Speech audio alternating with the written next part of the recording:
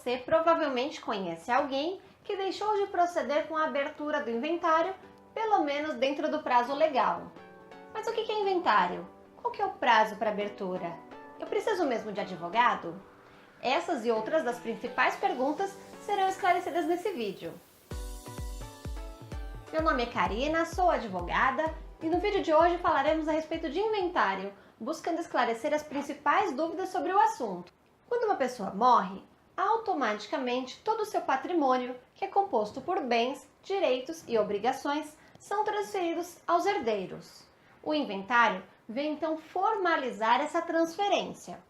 Embora seja um momento de pesar familiar, é importante que as pessoas legitimadas procedam com a abertura do inventário dentro do prazo legal, evitando assim prejuízos futuros. Quem são essas pessoas legitimadas? O artigo 616 do Código de Processo Civil estabelece o rol das pessoas que podem proceder com a abertura do inventário. É bastante comum que nós encontremos viúvos, podem ser eles cônjuges ou companheiros, e também os filhos, procedendo com a abertura do inventário, mas eles não são os únicos. Como dito, o CPC estabelece o rol de pessoas que podem proceder com essa abertura. Além do viúvo, cônjuge ou companheiro, dos filhos, é possível também que o testamenteiro ou até mesmo o Ministério Público, quando existir herdeiro incapaz, proceder então com a abertura do inventário. E qual que é o prazo? O prazo para a abertura do inventário é de 2 meses a partir da abertura da sucessão.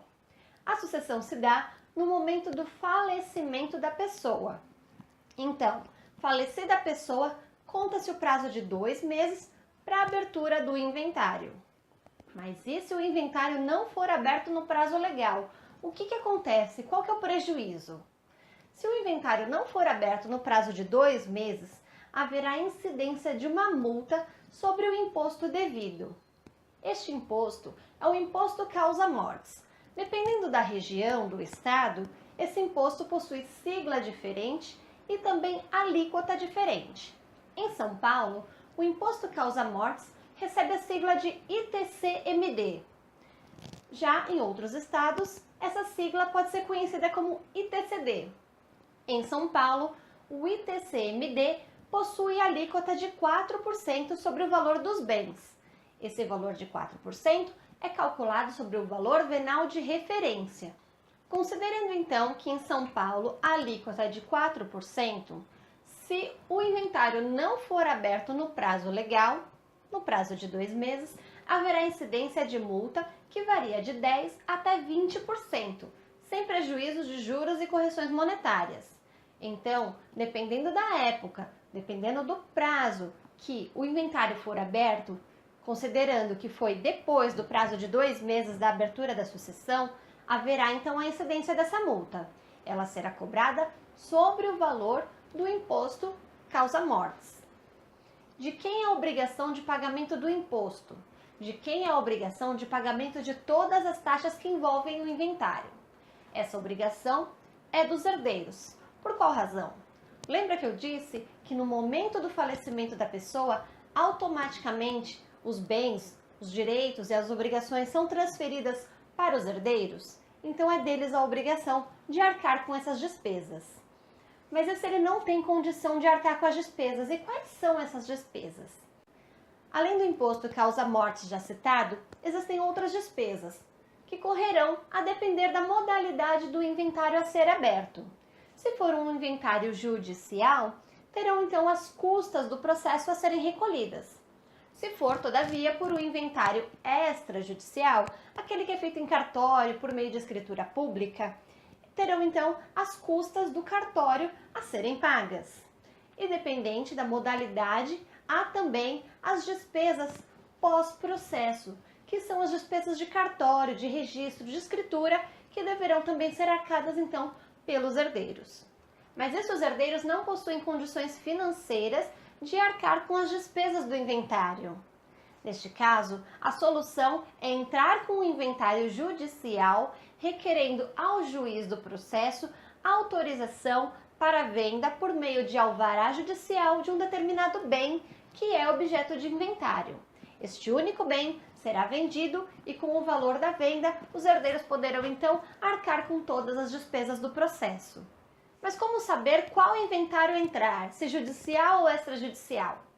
Existem alguns requisitos que, se forem preenchidos, obrigatoriamente o inventário deverá ser aberto pela via judicial, ou seja, por um processo. Os requisitos são: se houver herdeiro incapaz, se a pessoa falecida tiver deixado testamento e se não houver acordo entre os herdeiros e testamenteiros com relação à herança, à partilha dos bens. Nestes casos, obrigatoriamente o inventário deverá correr pela via judicial. Agora, se não houver menores ou incapazes envolvidos ali como herdeiros, se não houver testamento da pessoa falecida e se houver a concordância entre os herdeiros com relação à partilha dos bens, poderá ser feito então um inventário pela via extrajudicial, por cartório, por escritura pública. Então tudo bem, já entendi, se a pessoa tem bens eu preciso entrar com o inventário. Mas e se a pessoa falecida não deixou nenhum tipo de bem, direito ou obrigação para os herdeiros? Então eu não preciso abrir inventário, correto? Negativo. É necessário e é obrigatória a abertura do inventário, ainda que a pessoa falecida não tenha deixado bens. Chama-se inventário negativo. Ele vai informar a inexistência de bens, direitos ou obrigações da pessoa falecida. Por que é necessário esse inventário negativo?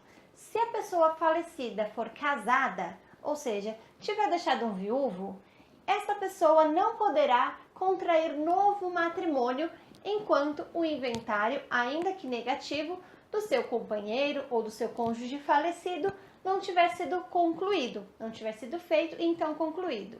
Por essa razão, para que a pessoa, o viúvo sobrevivente, o companheiro sobrevivente, possa contrair novo matrimônio, ficando desimpedido de qualquer tipo de obrigação, seja por herança ou meação, é necessário proceder então com a abertura do inventário negativo. Mas e o advogado? Mesmo se eu fizer o inventário pela via extrajudicial, eu preciso contratar o advogado? Sim, a lei exige a presença, o acompanhamento por um profissional advogado para a realização da abertura e processamento do inventário, seja ele pela via extrajudicial ou judicial.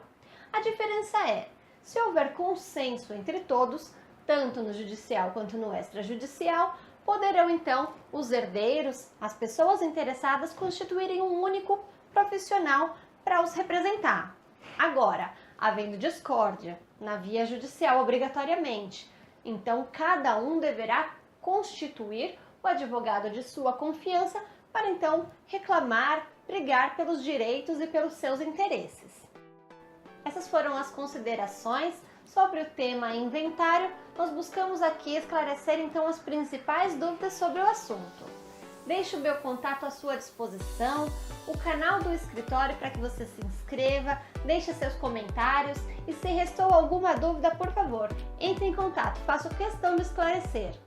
Nos vemos no próximo vídeo, não deixe de se inscrever no nosso canal e nos acompanhar também nas nossas redes sociais. Até mais!